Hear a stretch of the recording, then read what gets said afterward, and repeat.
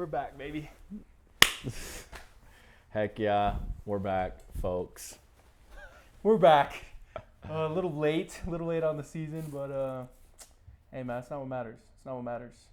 We're here now. We're gonna call this season 2 of Purple Peaks, and yeah, we were just talking before this. It feels like the last time we were here doing this, we were talking about a rescinded trade.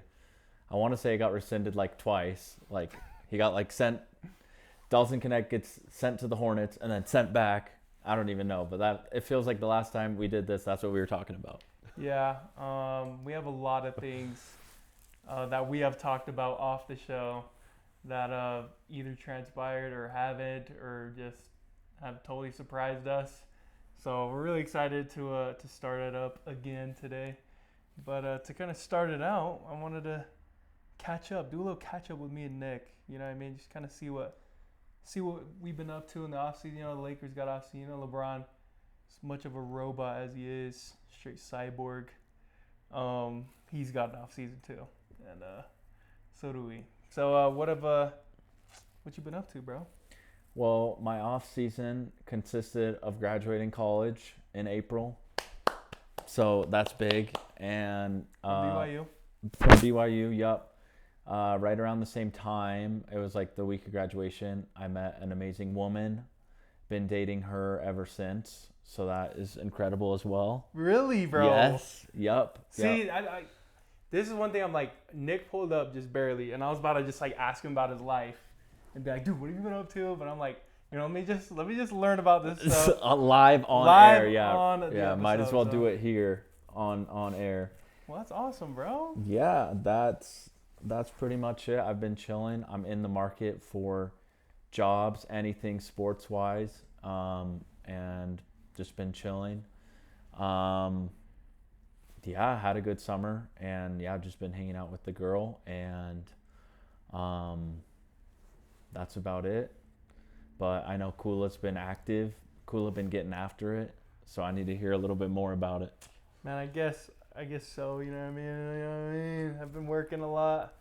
Was kind of down. The Lakers got knocked out last year in the playoffs. It kind of hurt. Or I guess that was last year. Or that was this year, wasn't it? Yeah, well, probably would have been. April, yeah. Yeah, when they got knocked out by the Wolves. Very underwhelming series. But, you know, I wasn't too down. You know what I mean? Like, we got to move on. Look forward to the next season. And I was able to continue doing what I've been doing. This podcast episode is being shot on my new camera that I got a couple weeks ago. And so we're kind of still trying to learn it and test it out. But continue to shoot weddings, and I've been traveling, and I think that might be my wife. She might be coming in like 5, 4, 3, 2, 1. Boss. Okay, maybe not. Hey, Daisha. I'm just kidding. Hey, oh my gosh, that was perfect. But yeah, I've been working, been doing weddings, been traveling. I was just telling Nick, I don't like traveling for weddings as much as I like just staying here. The jobs are cooler, that's for sure. The weddings are a lot cooler out of state. But staying here is a lot better. It's a lot easier to keep track of things and stay organized. But every job is a blessing. So been super blessed. Been living the married life, and it's been really good. And my wife's in hair school, and she gets done in December. Okay. Free cuts. Been getting free cuts. Talk to me. No, actually, bro, if you ever need one, bro, she's actually been cutting like a lot of the homies' hair. So heck yeah. Yeah, so we've been living it up. We're loving it. So heck yeah. Well, when you were talking, that reminded me. I think I came over for that Wolf series. I think it was game. I forgot what game 4 it was. or 5, Game I 4 think. or 5, Yeah, because I think it was a gentleman's sweep, but it reminded me. So right around that same time, I actually have known this kid for a while, but he's one of my good buddies. He's from Indiana, and we actually moved in together like right around that same time, just like with the semester ending and everyone trying to find new housing arrangements. And so Indiana made the playoffs as well, and fortunately enough for me, I just love watching ball. I don't necessarily have a team, so I just kind of hopped on board the Indiana train once I jumped off the Lakers, after they were eliminated. So, and I guess we all know how that ended for the Pacers, but that run was insane in it of itself.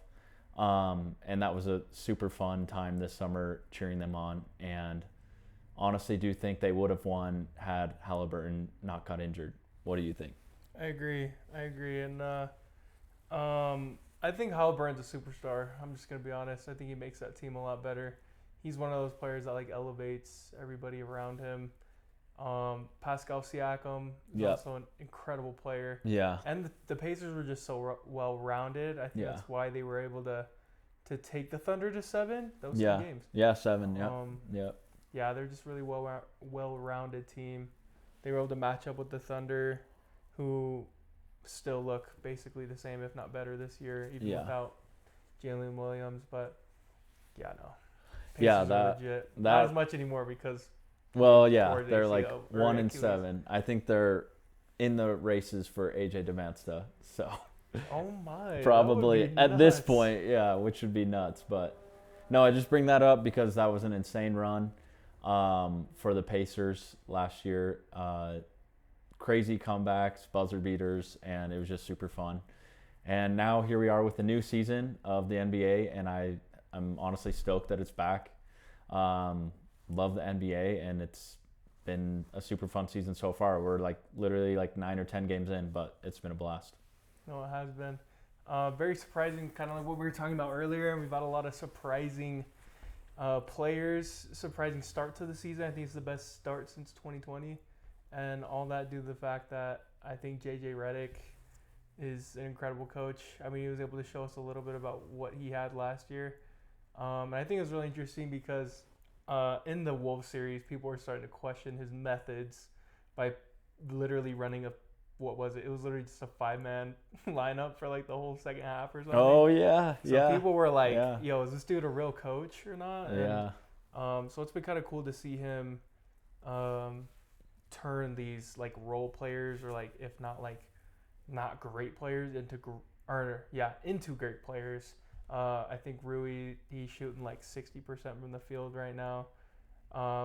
Shooting really well from the 3. I mean, like, players that are good, like DeAndre Ayton's also playing really well, but players that have known to be good, but right now in the Lakers are looking like legit rotational like players. So yeah, I guess I was kind of gonna bring that up. I think like even dating back to last year with, I just pains me to say it, but the Luka trade. I hate you, Nico Harrison, still.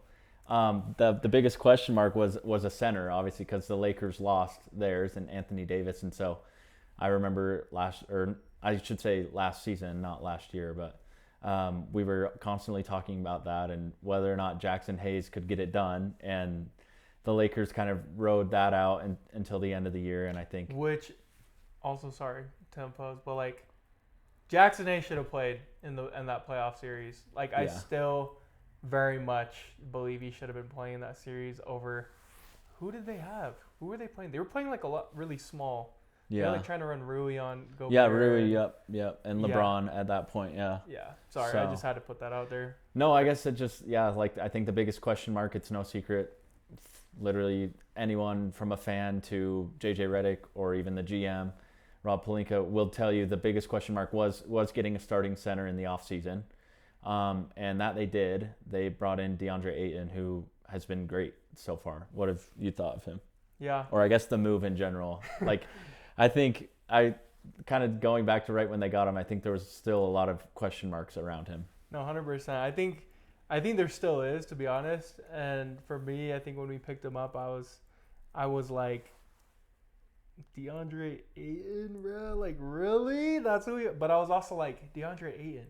This is a final starting center, like on the Phoenix Suns.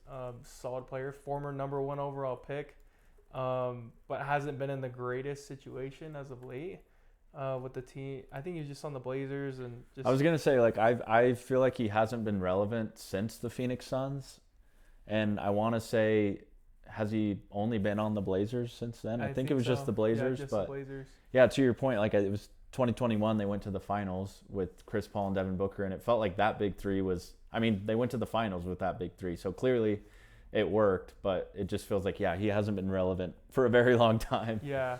So like back to that point of being like DeAndre Ayton, like at first I was like, oh man, I was kind of hoping for someone else, a little bit bigger of a name. Yeah. But those first couple games, people were like, oh my gosh, dominating. He's not living up to the expectations, and I think a lot had to do with Luka being out. Kind of just getting used to the new team, new players. But no, I think recently, I mean, we're just about to talk about it, but 29 piece against the Trailblazers. Yep. He had a 20 piece last night. Was that 20 and 10 or something? I think like he last had night? 19 or 22. I think he held Wemby to 19. Yeah. And I think Ayton had 22. Yeah. Yeah. So DeAndre Ayton, I think fits perfectly into the system. He's pretty much just he's like a Jackson Hayes that could shoot and play better defense, in my opinion, to be honest. Yeah. Because DeAndre Ayton, you'll see him, he'll get some like middies, get some midi games going. Yeah. He'll be able to fade up there at the top of the key. He's been super solid. Yeah. And then I think speaking of Jackson Hayes, like Jackson Hayes is a perfect complementary piece to DeAndre Ayton. Like Yeah. Ayton goes out, Hayes comes back in. I think Hayes gives you a little more like of a lob threat. Yeah. Just because he's more athletic. He's more like run and gun, I feel like. Yeah, he definitely brings a lot of energy, and people were like, "Oh, Jackson Hayes is still gunning for that starting spot," but I think Ayton he's the perfect starting center for us right now. Honestly, thinking about what was on the table when we got Ayton, and then being able to get Ayton for what we got him for, which was basically nothing. Yeah.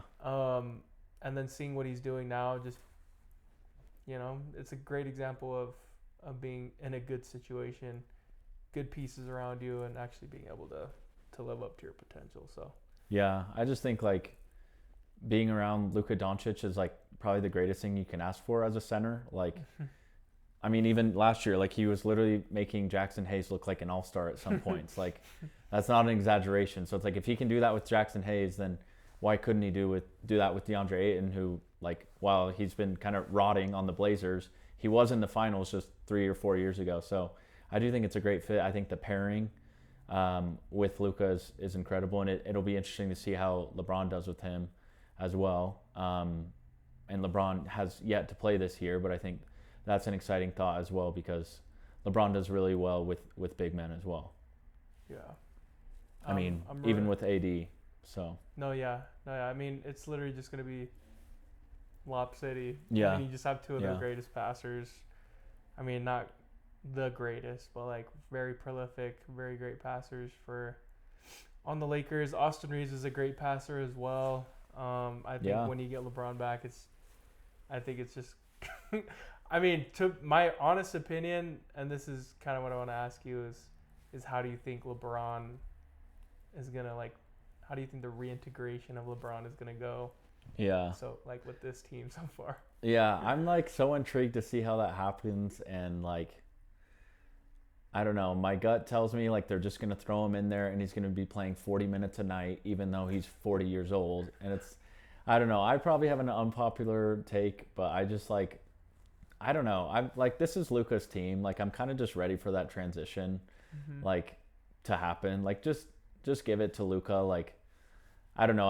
I'm like, LeBron is, like, amazing. Like, he's the GOAT, like, arguably the GOAT, but I'm, like, kind of done with that, like, experiment. It's like, just give the team to Luka. Like, if I have to see LeBron play this season, like, I just throw him in the second unit, honestly, which is crazy to say, but, like, I just don't really care to see him anymore. I'm sure he's still amazing, but I think just, like, throw him in the second unit and see what he can do there. Like, you already have Luka Doncic. Like, what more do you need? Like, just have him. And Austin Reeves has been unreal. I mean, he's, like, the third leading scorer in the entire NBA right now. So I don't know. That's my take. It'll be interesting to see what happens. And I think obviously JJ and LeBron work great together, and a veteran like Marcus Smart pairing him with a veteran like LeBron, I think that tandem is going to be one to watch as well, just because they're both kind of floor generals out there, almost like Rajon Rondo and LeBron were in 2020. Kind of similar vibes with Marcus Smart, just because they are so just like mentally wired that way. They have that high IQ on the court. So that'll be interesting to see as well with Marcus Smart. Yeah, I like a lot about what you said with LeBron working well with some of these new pieces that have been added to the team. I'm really interested to see, because right now the starting lineup as it stands, with LeBron out, it's Luka at the 1, Austin Reeves at the 2. Right now you have, it's been Luka at the 1, Reeves at the 2, Rui at the 4. I think you've had Marcus Smart like playing the 3, kind of like as like your lock, if not Jake LaRavia, and then obviously DeAndre Ayton at the 5. And I think it's tough because I don't know if the Lakers will put him in their like second unit necessarily, because I think if I mean it's LeBron. They're not going to. Yeah, like that's a crazy take that I just said. Like putting LeBron in the second unit is a crazy take. I honestly think that would work better, just because literally if Luka sits or like AR sitting, you can run LeBron with any of those two. Yeah. But I really highly doubt the Lakers can work at the highest efficiency with all 3 of them on the same time, like on the court. That's what I think about too. I don't think that can work. Having the 3 of them on the court at the same time, which I guess we did see glimpses of that last year. And I don't know, like it didn't look that from good. what I remember, it was almost it was just like kind of they weren't sure like who to defer to, like who was the first option, like the roles weren't super defined, and it kind of was just awkward, like okay, well, who's taking the final shot? Are you? Am I? Are you? So I guess like that point makes sense, but like on the contrary, like just hearing like myself say that out loud, and even hearing you say that out loud, like putting LeBron in the second unit just like genuinely sounds like blasphemous. But I almost that feel would like probably, that's even the though best it sounds case. crazy, that literally would be the best. I think so. And there's no way and it's hard because LeBron isn't the same LeBron. Yeah. And that's really hard to accept when you want to keep him in the starting lineup, but then you're like, oh no, why not push Austin Reeves to the second unit and let him run a unit by himself? Yeah. And then it's like, I honestly think that would even work better, because I do feel like Austin Reeves is better by himself. I personally believe he is. That's fair. And I think Austin Reeves can play better with LeBron or Luka than LeBron playing with Luka or AR. Yeah. And I guess like out of those 3, like if anyone was like gonna get the shaft, it probably would be Reeves. I think it would. You're not benching Luka Doncic, like one of the greatest scorers, and you're not benching LeBron. So if you were, I mean, I would imagine they're probably gonna try to play all 3 of them, at least initially. But yeah, if you were to bench someone, it probably would be Reeves, which isn't necessarily a bad thing. Like there's been countless games this year in the young season where it has just been Reeves. I mean, Luka's been dealing with injuries off and on, and LeBron has yet to play, and they've been fine. I mean, the Lakers are 7-2, and I mean the 2 games that Luka didn't play, 2 out of the 3 that Luka didn't play, Reeves had 51 in one. He had 29 and a game winner in the other, and then they lost the other one. I think. Yeah. I think so. They lost without Luka and just AR.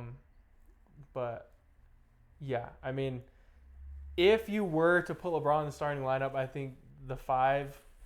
This is what I think it'll be. I don't think JJ Redick is gonna push either of them to the secondary, which is crazy. No. But it's likely gonna be what's gonna happen. But then you're gonna have Luka at the 1.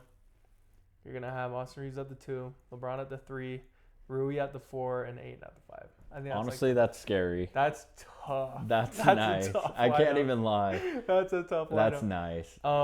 And then I think the first man out of the rotation, obviously, it would be a toss up between Jake and Marcus for the 6th man. I think so too. I think that's a solid 6-man rotation. Honestly, our first 2, 7, yeah, off the bench. Yeah. Because Jake would come in for Rui, and then Marcus would probably come in and substitute for either Austin or Luka, or LeBron. Honestly, he's a great defensive player. I think if you do need a little more defense, you take out LeBron and put Smart in there, get LeBron some rest. in terms of defense, because we don't even know what LeBron's gonna look like defensively this season. Like we haven't seen him play. Yeah. What we know so far is that Luka obviously shed some weight. Like he had 2 blocks and 4 steals last night. 5 steals. 5 steals and 2 blocks. 2 blocks last night. So So, he's getting it done. yeah, I mean 5 steals, and we were watching the game, and I mean Luka he just looks so much different than last year, and I think that just speaks. I mean, there is an interview I was watching of him today, and the caption was like, he's like, something feels wrong about the Mavs being 2-7 or something like that, and then the Lakers being 7-2, and Luka saying stuff like this, and then Luka was like, man, like I really enjoy playing with these guys on this team. It's okay with the Luka accent. I really enjoy playing with these guys. I really love it, and it's like, dang, bro, like this guy enjoys being in LA. Like he likes playing with these guys. I think you look at this team, like I'm looking at the roster right now, like pictures of them, and I'm like, okay, I don't even know how this would work, but I genuinely think like watching the game and seeing them play together, it like works. It works. Yeah. Like really, really well. And Luka looks happy out there. There were a couple plays last night where like Luka and Rui were like joking on the floor. Like Rui missed a freaking nice dish from Luka, and then Luka gave it back to him for a 3 and he hit it, and they were like laughing with each other. I think that has a lot to do with it, and speaks to the true potential of this team. Like, man, if they are messing with each other that hard, you know what I mean? Like they could do something crazy this year, which is insane to really think about. And like, I'm honestly not even saying that as like a delusional Lakers fan. Like the Lakers are 7-2 right now in a tight Western Conference. Without LeBron James. Without LeBron James playing in any of those 9 games. Yeah. Like it's crazy to think about, but it's also like people are like, oh, that's without LeBron, but then it's like, oh, but you have freaking Luka in his prime. But you're 7-2 without LeBron. You're not thinking of that in a sense of like, oh wow, they're winning without LeBron. No, they're winning because they have Luka and Austin Reeves. But it's like, what can LeBron bring to this team where they're at right now, being 7-2?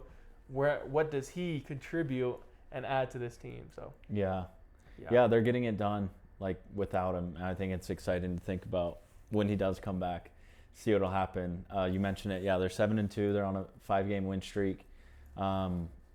Luka's kind of leading the way with 40 points a game, and Austin Reeves is right behind him with 31 points a game. And yeah, both of those two have kind of been in and out of the lineup and still getting it done. So yeah, pretty interesting to see what'll happen moving forward. Yeah, I'm really excited to see this. We have a 4-game road trip coming up. Can you see who we're playing those 4? Yeah, so I think the Thunder was a part of this road trip. Just had San Antonio last night. Go to Atlanta on Saturday. That's low-key a dub. Charlotte on Monday. Dub. So that's 2 dubs. OKC probably a loss. Yeah. I don't think they've lost yet, have they? They lost to the Blazers last night. Did they? Okay, I didn't see that. They lost by 2, but also I was watching a recap too, and the Thunder looked like really bad. They were playing like there were a couple of sequences where I was like, what the freak? So they're 8-1. Yeah, last I checked, they were 8-0. So yeah, that was their only loss. But so depending on how the Thunder play in their next 2, Lakers could be going to Oklahoma City with a chance to take the first seed if they win their next 2 as well. Yeah, because they're 2nd seed right now. Yeah. Yeah, they have that road trip, which I'm pulling up again. So you said we have Atlanta, Charlotte, OKC. Yeah. And then there's someone else too on there. But, struggling here. No, yeah, you're good. You're good. I think another thing too is LeBron's not traveling on this road trip with the team, so he's not going to be with the team, so he doesn't have a chance to play on this trip, obviously. So I think my personal opinion, what I think is going to happen is LeBron's going to play the first game back home from this road trip. And yeah. Yeah, I mean, what I have here from Shams is cleared, obviously, which I think we all know that, to play for 5v5, but reevaluated in a week or 2, which is probably when that road trip, the 5-game road trip, will be wrapping up. So right around that, I think the timing kind of lines up perfectly. But continuing that road trip, they have New Orleans, which is a dub because they're awful. It better be a dub. Yeah, they're awful. And then they have the Bucks, which might be a toss-up. Yeah, I feel So like this isn't a 4-game road trip. this is like 5. 5-game Yeah, and then they come home against for Utah. the Jazz and then go to Utah for the Jazz. I think they did that last year too, which is Played kind of like funny. back-to-back. Yeah, back-to-back home road. So right around the 18th, I guess, is their next home game, which is in a week or two, week and a half, I guess. So it'll be interesting if that's when LeBron will play. We do know he hates playing in Utah. He hasn't in a while. Those 2 games against Utah, and then they have 4 games at home after that. Which he could play any of those. So he could play any of those, and that's in late November. So if not in kind of mid-November, the 18th, then likely mid or end of November. Dude, November looks like a pretty solid stretch, though. Yeah, November's if you really not look bad. at that, the Lakers could lose 1, 2, legitimately lose 1, 2. They're not losing to Dallas. We know that. Yeah, no way. I don't think they lose to Utah. Maybe they drop one on those. Oh no, those games are 5 days apart. They're not. I don't think they drop either of those, low key. So maybe OKC is probably lost. Dude, I think they lose 2 games in 2. November, bro. Yeah. Like if looking at the matchups, Yeah. if we stay healthy, I mean Austin Reeves is gonna be back in any of those games too as well. The Lakers could freaking lose 2 games in November, just based on who they're playing. They have a pretty favorable schedule. Yeah. November. So they're already 7-2. So they could, and what is that? 1, 2, 3, 4, 5, 6, 7, 9, 10. They could be those 10 games total in November. Yeah. So they could be 1, 2, 3, 4, 5, 6. they could be 15-4 by December, bro. 15-4. Yeah, by December is not bad at all. I mean that would probably be one of the top records in the league. Mm-hmm. Even regardless of conference, that could definitely be up there. I mean, I guess league-wise right now they're sitting at about the 5th or 6th best record in the league. Obviously second in the West, but 5th or 6th overall combined, I guess, Eastern and Western. But so yeah, that's not a bad schedule in November, and LeBron will come back during that at some point. And yeah, I feel like their team is honestly shaping up to be really nice. Like genuinely. No, bro. genuinely, yeah. I mean, what we've the heck? talked about Jackson Hayes, Jared Vanderbilt, Dalton Connect. Has Gabe Vincent played this year? He played 2 or 3 games, I think. Yeah, I know we're Because looking he at played in him. the season opener, or he's definitely playing preseason. I too. remember I don't know if it was a regular season or preseason, but he had a decent game where he dropped about 22 points. I wonder if there's an update on him though. He has played 3 games out of 9. Expected to as of 10 days ago, expected to miss 2 to 4 weeks. Jeez. So Solid probably player when he plays though. probably When he's dis- on. probably December. Oh, we got a video here for us. Probably December is what I'd imagine. Not that, I mean, I don't know. To your point, like he's pretty streaky. Sometimes he'll drop literally 2 points, and sometimes it's 20. Yeah. So you never really know. But I guess it's never hurts to have depth, is what I'm trying to say. Yeah. Another depth piece between him and Marcus Smart, kind of those scrappy guards. So, he'll be coming back, and never hurts to have more depth. So, yeah, will definitely be interesting to see how this team shapes out. Bronny's been getting some action as well. I caught a lob the other night. Yeah. So that's been I'm waiting interesting. for that father to son to lob, and I think if there's any season for it to happen, it's this one because I mean, he's playing quite a bit. He's not shooting well at all. I mean, he hit a big 3 against the Blazers the other night and had a couple assists in crunch time. He was playing in the 4th quarter with 8 minutes left. Let's see. Where's he at? He's averaging 11 minutes a game, about 12 minutes a game. The one thing I will say is I think it was Austin Reeves that was talking about how he's got to be like one of the only people to throw a lob to father and son. He's got to be the only person. Gotta be, yeah, to throw a lob to father a and father a son. and a son. I mean, yeah, and then I mean, father to son is gonna be sick too when LeBron Dude. comes back, and even son to father, father to son, whatever it might be. That's if they're on the court at the same time together, that'll be pretty fun to see. I don't know. It felt like Bronny didn't really have much of a chance or opportunity last year.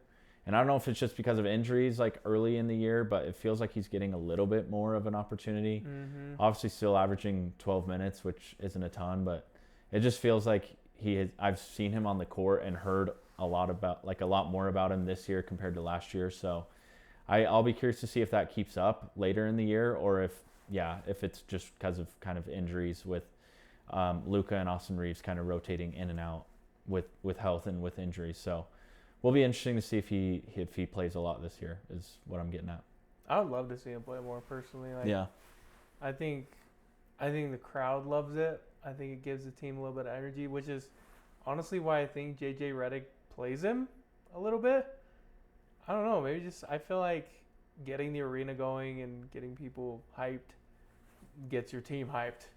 And when Bronny comes in, that kid plays his heart out. Like he's not like, and I think the number one thing too about it is I don't know if he fully believes that he's where he's supposed to be playing on the Lakers,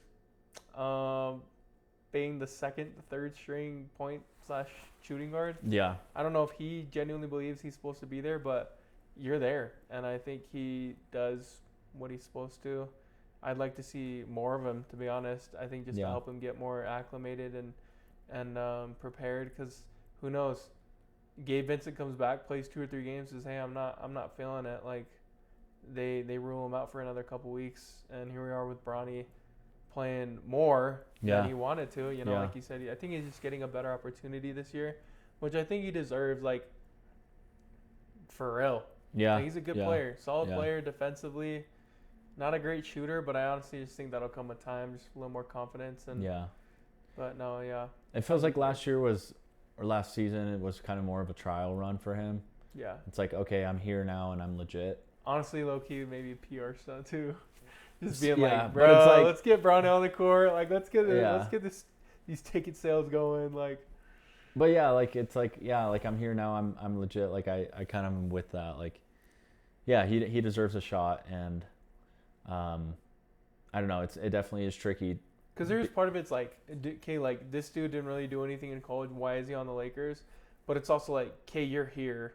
Yeah. Like you're here, bro. Like whether or not, like whether LeBron is the reason you're here or not, you're on the Lakers, bro. Yeah. And if you're playing, bro. It don't matter who's number 1 pick, who's this player playing here, wherever. Like, bro, you're in the NBA. Like that's, like people are gonna be like, oh, you do even deserve to be on the team, like in the Lakers and anything. It's like, yeah, bro, like you're obviously here on the team. If he really wasn't that good, bro, I don't think they'd freaking have him. I don't think so. But for some reason, he's still playing. Yeah, because he's on the team, you know what I mean? But he's like actually playing in the game. Yeah. And it's not like blowouts. Like that Blazers game, you want to win that game. Yeah. And Bronny's in the game with like 7 minutes left making plays.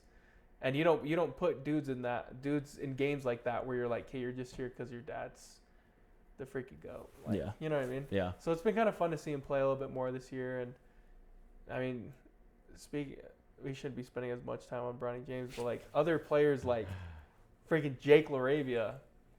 Like Nick, tell him a little bit about that text. Oh yeah, we were talking about this before. Well, Jake LaRavia, I think he came from Memphis. Mm-hmm. And so like I don't know. I personally like know who he is. I like followed him in Memphis, but I think to other people he probably is a little less popular, and that's kind of my thing. Like that's so you, bro. I have a thing for less popular players, especially buying their jerseys.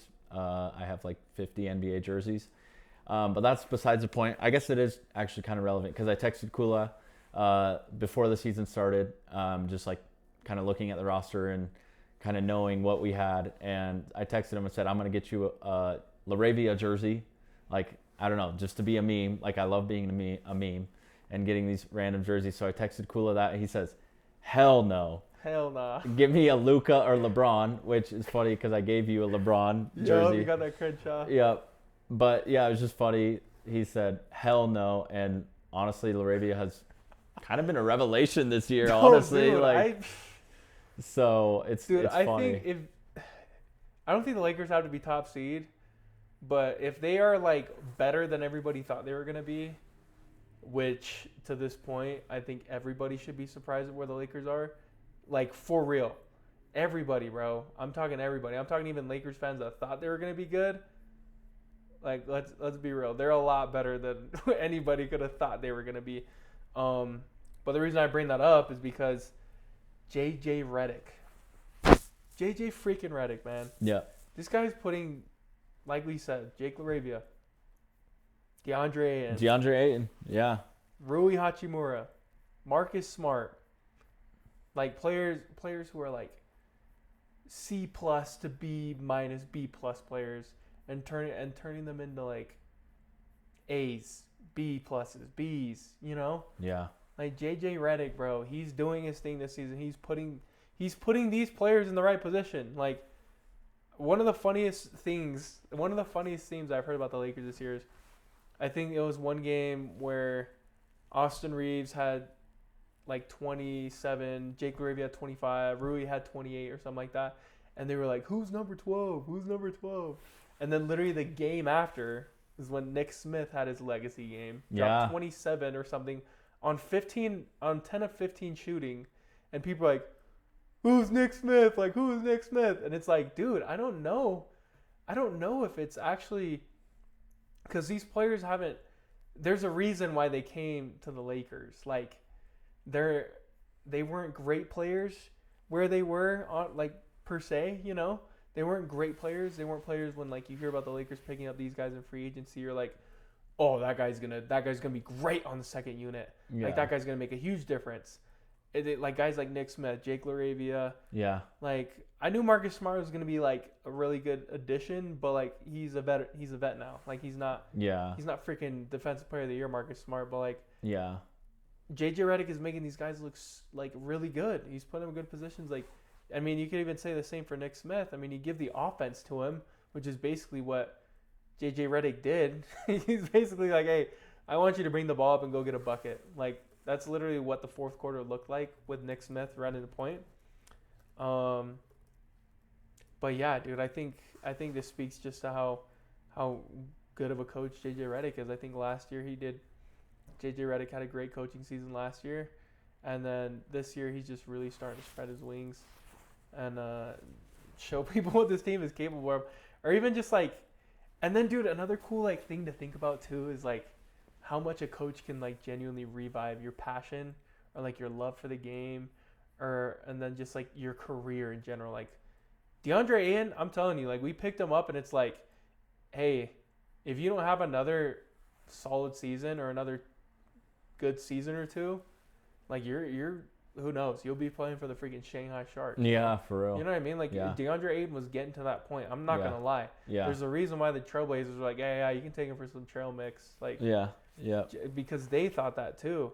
And I think Ayton knew that a little bit, but you could see it in where he was last year on the Blazers. I think you can see it a little bit in Ja Morant right now, honestly, in Memphis. Yeah. We can talk a little bit about that in a second. But he, like, I think he made an Instagram post, and he was like, oh my gosh, I got to look this up. Because it was literally like, it showed up on my Instagram, and I was like, bro, when you got your centers posting stuff like this, it was literally like, love who loves you. And then like literally one of the posts is this. Like, it's literally him and JJ Redick. That's electric. Like, I will bro, say, like that is so sick. Yeah, dude. It seems like the team chemistry is like at an all-time high. Dude, right it now. really does, bro. It feels good. Like watching the Lakers last year, and this is why I'm really worried about LeBron coming back, is because there's an expectation when number 23 is on the court. There's an expectation, whether it be, oh, you need to be this type of player because I'm here. You know what I mean? You kind of feel that a little bit when LeBron's playing. Yeah. I also feel like LeBron's play style it's an ecosystem. It's not something that's added to an offense. No. He is the offense. Yeah, He's he like is, yeah. everything runs through him. Yeah. And that's why I think Luka. That's what I think Luka brings, and that's why I think Austin Reeves would be better in a second option, because I think people play better off of Luka and Austin than they do LeBron. Honestly, bro, this team that we have, these specific set of players, work better around AR and Luka. Yeah. And so I'm really worried about when LeBron comes back, because my thing is, I'm like, some of the guys that we mentioned, Jake LaRavia, he's a good shooter, but like we always talk about LeBron needing 3-point shooters. The Lakers aren't necessarily trying to shoot threes this year. They've been mid-range. Gritty, bro. They've been like mid-range. They've been going to get mid-ranges. Like Luka will go in the paint, get a little turnaround. Like it's all like midi back. Like Austin Reeves has always been very prolific, like lane scorer. Yeah. Slasher, so like, yeah. Exactly. Yeah. And I'm like, so it'll be really interesting to see when he comes back. But no, JJ Redick, dude, he's legit, bro. And like seeing DeAndre Ayton post something like that, I like that word that you use. Like, it's electric, bro. Yeah. Like, bro, he's like helping dudes feel like this love for the game again and love these dudes around them. So yeah. So cool. I'm just looking here. I mean, this is obviously credit to JJ. To your point, like we know that LeBron has been out and they're 7-2 without him. They're 3-1 without Luka, and they're 2-0 without Austin Reeves. So they're getting it done without LeBron, without Luka. It's crazy, and it's just it feels like JJ is. I think we got this similar vibe like last year, like. I think it was February, March, like this crazy like 10-game win streak or maybe even longer. It's like that's a good example. Like it just felt like similar vibes. Like JJ just reviving the team as a whole, and also like players, like DeAndre Ayton, and that takes JJ Redick kind of pumping it into them as also just teammates around them. So I really do like the environment right now, on and off the court, and I think like. LeBron is an environment or an ecosystem like himself, just like you said. So super interesting to think about. They have some big question marks. They have some big decisions to make.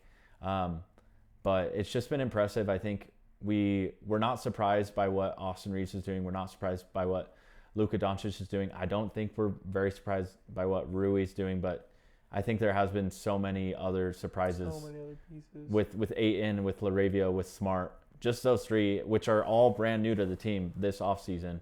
All making contributions, man. All making contributions, and all on for their contributions, like their salaries and their I guess contracts is what I'm looking for. Are playing above their pay grade. Yeah, bro, unreal. Literally. Like unreal. Like these players, I think Ayton is an $8 million deal right now. Like $8 million a year, and he's playing like a top 10 center. Yeah, top 10 center. So it's the Lakers are lucky right now to have what they have right now, at such a great price. And I mean that's kind of what I have right now.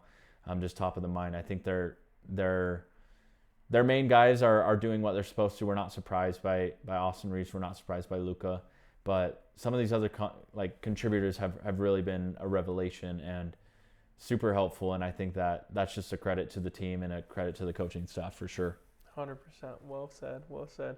Yeah, I think as long as these other pieces continue to play their role, I think we honestly, bro, like these players that are playing above their pay grade are the makings of a great team, and the way they're playing right now, they look great.